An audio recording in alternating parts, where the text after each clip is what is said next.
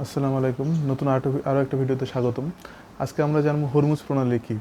তো হরমুজ প্রণালী জানার আগে আমাদেরকে আগেই জানতে হবে যে প্রণালী কী। প্রণালী বলতে আমরা কী বুঝি। প্রণালী হলো একটা হলো সরু জলপথ, যেটা দুটা বড় সাগরকে যুক্ত করে এবং দুটা স্থলভাগকে পৃথক করে। তো প্রণালী তো অনেকগুলোই আছে। প্রণালী যেমন বসফরাস প্রণালী, এটা আমাদের বসফরাস প্রণালী। বসফরাস প্রণালীটা এশিয়াকে ইউরোপ থেকে পৃথক করেছে। আবার আছে জিব্রাল্টার প্রণালী, যেমন জিব্রাল্টার প্রণালী ইউরোপকে আফ্রিকা থেকে পৃথক করেছে।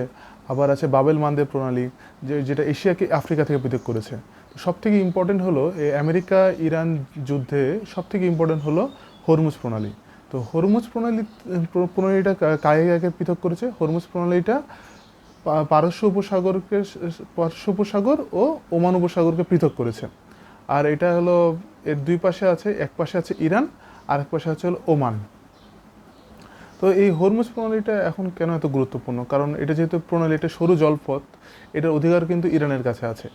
এই এই যখন হলো যে পারস্য উপসাগরের যে দেশ, যে জিসিসিভুক্ত কান্ট্রিগুলো পারস্য উপসাগরীয় দেশ, কাতার, কুয়েত, বাহরাইন, সংযুক্ত আরব আমিরাত, সৌদি আরব, এই দেশগুলা প্রায় বিশ্বের প্রায় 20% তেল হলো এরা সাপ্লাই করে।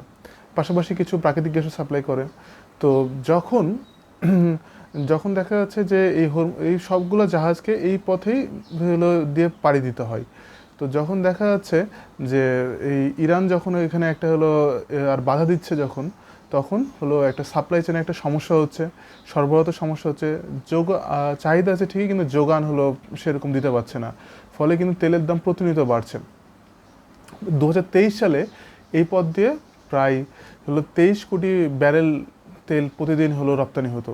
সেখানে সেটা প্রায় প্রায় এখন খুবই কমে, একবারে নগণ্য পরিমাণে সাপ্লাই হচ্ছে।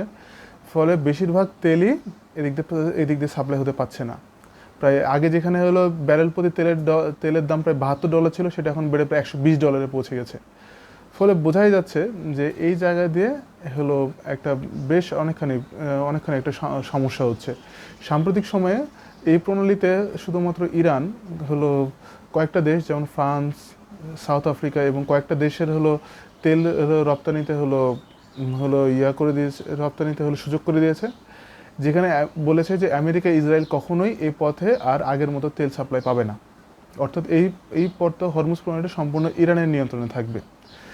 আর বর্তমানে বাংলাদেশের ইরানের সাথে অলরেডি হলো একটা সমঝোতায় গেছে যে যাতে এই পথ দিয়ে তেল জাহাজগুলোকে হলো পাঠিয়ে দেওয়া যায়। এবং হলো আমাদের যে বাংলাদেশের যে তেল চাহিদা, তেলের প্রায় পেট্রোলের প্রায় হলো 50% হলো কিন্তু আমাদের আমদানি করতে হয়, এবং অক্টেনের প্রায় 70% আমদানি করতে হয়, এবং বিপুল পরিমাণ প্রাকৃতিক গ্যাসও কিন্তু আমাদের আমদানি করতে হয় কাতার থেকে। তো দেখা যাচ্ছে যে যখন আমাদের এই সাপ্লাই যখন সমস্যা হচ্ছে, তখন দেখা যাচ্ছে কি আমাদের এই পেট্রোল অক্টেনের বর্তমানে প্রচুর ক্রাইসিস।